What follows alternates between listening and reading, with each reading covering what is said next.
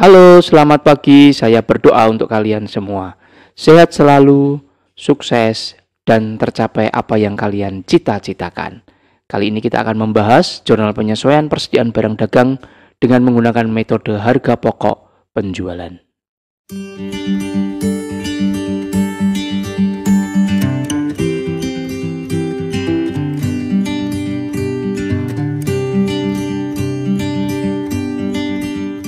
Mengapa persediaan barang dagang perlu dilakukan penyesuaian?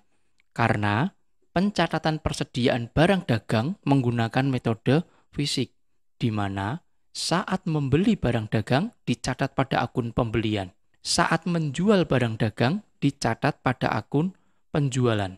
Dengan demikian, nilai persediaan barang dagang yang ada di neraca saldo tidak berubah, sehingga perlu dilakukan penyesuaian. Perbedaan nilai persediaan barang dagang yang ada di neraca saldo dengan persediaan barang dagang secara real yang ada di gudang. Dengan demikian, persediaan barang dagang yang ada di neraca saldo perlu dilakukan penyesuaian. Metode penyesuaian persediaan barang dagang ada dua. Yang pertama, metode ikhtisar laba rugi, dan yang kedua, metode harga pokok penjualan. Akun harga pokok penjualan. Akun harga pokok penjualan atau HPP adalah jumlah pengeluaran dan beban yang dikeluarkan secara langsung atau tidak langsung untuk menghasilkan produk. Karena kegiatan utama perusahaan dagang adalah membeli dan menjual barang dagang, maka sesuai dengan definisi di atas, kegiatan untuk menghasilkan produk dari perusahaan dagang adalah membeli barang dagang. Maka semua akun pembelian di jurnal penyesuaian persediaan barang dagang akan dipindahkan ke akun HPP. Untuk lebih jelasnya, perhatikan jurnal penyesuaian persediaan barang dagang dengan menggunakan metode HPP berikut ini. Jurnal penyesuaian persediaan barang dagang dengan menggunakan metode HPP ada dua langkah. Langkah pertama adalah menghapus persediaan barang dagang yang ada di neraca saldo. Maka persediaan barang dagang yang ada di neraca saldo kita kreditkan. Kemudian memindahkan akun pembelian dan beban angkut pembelian ke akun HPP.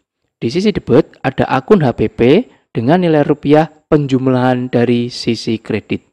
Langkah kedua adalah mencatat persediaan barang dagang yang benar. Maka persediaan barang dagang yang ada di soal atau di data penyesuaian kita debitkan. Kemudian memindah akun retur pembelian dan potongan pembelian ke akun HPP. Sehingga akun HPP nilai rupiahnya diperoleh dari penjumlahan di jurnal penyesuaian di sisi debit. Untuk lebih jelasnya, jurnal penyesuaian dengan menggunakan metode HPP, perhatikan contoh soal berikut ini. Diketahui perusahaan dagang Merdeka neraca saldo sebagian dan data penyesuaian setelah dilakukan stok opnam masih tersisa persediaan barang dagang sebesar 100. Jurnal penyesuaian dengan menggunakan metode HPP. Ada dua langkah. Langkah pertama adalah menghapus persediaan barang dagang yang ada di neraca saldo. Persediaan ada di sisi debit, maka kita catat di jurnal penyesuaian di kredit sebesar 150.000. Kemudian kita akan memindahkan akun pembelian barang dagang ke akun harga pokok penjualan. Di neraca saldo ada di debit, maka kita catat di jurnal penyesuaian di kredit sebesar 500. Selanjutnya kita akan memindahkan akun beban angkut pembelian ke harga pokok penjualan. Di neraca saldo ada di debit 25. Kita catat di kredit 25. Di sisi debit, jurnal penyesuaian persediaan barang dagang dengan menggunakan metode HPP, kita catat akun harga pokok penjualan. Dengan nilai rupiah di debit, jumlah dari akun persediaan barang dagang, pembelian, dan beban angkut. Jumlahnya 675. Kemudian langkah kedua, mencatat persediaan barang dagang yang benar. Maka persediaan barang dagang kita debitkan dengan nilai rupiah yang ada di soal, yaitu sebesar 100. Dan kita akan memindahkan akun retur pembelian yang di neraca saldo ada di sisi kredit, kita catat di jurnal penyesuaian di sisi debit sebesar 50. Dan kita akan memindahkan akun potongan pembelian yang ada di neraca saldo di sisi kredit, kita catat di jurnal penyesuaian di sisi debit sebesar 25. Akun harga pokok penjualan kita catat di sisi kredit di jurnal penyesuaian dengan nilai rupiah penjumlahan dari akun persediaan barang dagang, retur pembelian, dan potongan pembelian, yaitu sebesar 175. Selanjutnya, bagaimana pencatatan ke kertas kerja? Berikut adalah kertas kerja sebagian milik perusahaan dagang Merdeka. Kita akan mencatat jurnal penyesuaian yang sudah kita buat tadi.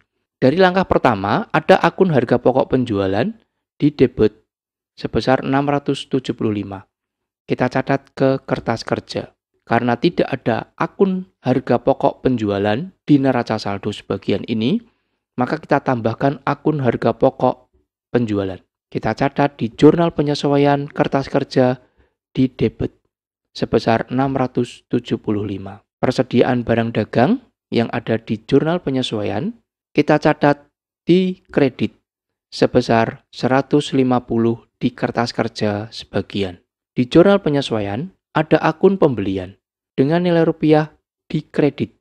Maka kita catat ke kertas kerja akun pembelian di kolom jurnal penyesuaian di kredit sebesar 500.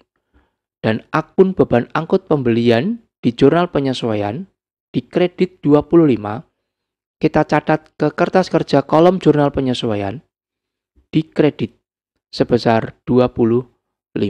Selanjutnya langkah yang kedua, ada akun persediaan barang dagang sebesar 100 di jurnal penyesuaian, kita catat ke kertas kerja kolom penyesuaian sebesar 100 di debit. Selanjutnya retur pembelian yang ada di jurnal penyesuaian ada di debit, kita catat di kertas kerja kolom jurnal penyesuaian di debit 25. Dan ada akun potongan pembelian di jurnal penyesuaian ada di debit sebesar 50, maka kita catat di kolom kertas kerja jurnal penyesuaian sebesar 50 di debit. Akun harga pokok penjualan ada di kredit sebesar 175. Selesai untuk pencatatan ke jurnal penyesuaian. Pencatatan di kolom neraca saldo disesuaikan. Akun kas, jurnal penyesuaiannya tidak ada, maka nilai rupiahnya tetap 100. Persediaan barang dagang, perhatikan di debit neraca saldo dan di debit jurnal penyesuaian. Kita jumlahkan. 150 tambah 100, 250. Kemudian ada yang di sisi kredit, kita kurangi. 250 dikurangi 150. Masih tersisa 100. Kemudian, utang, tidak ada jurnal penyesuaian, maka nilai rupiahnya tetap 70 di kredit. Modal, tidak ada jurnal penyesuaian, maka nilai rupiahnya di kredit 400. Penjualan tidak ada jurnal penyesuaiannya, 575 di kredit. Retur penjualan juga tidak ada jurnal penyesuaian, di debit 20. Pembelian, di neraca saldo ada di debit, dan di jurnal penyesuaian ada di kredit. Debit dikurangi dengan kredit, maka hasilnya 0. Tidak ada. Kemudian, beban angkut pembelian di debit 25 dan di kredit 25. Debit dikurangi dengan kredit. Hasilnya 0. Retur pembelian ada di kredit di neraca saldo dan di jurnal penyesuaian ada di debit. Maka kredit dikurangi debit. Hasilnya 0. Potongan pembelian di neraca saldo ada di kredit dan di jurnal penyesuaian ada di debit. Kredit dikurangi debit, hasilnya 0.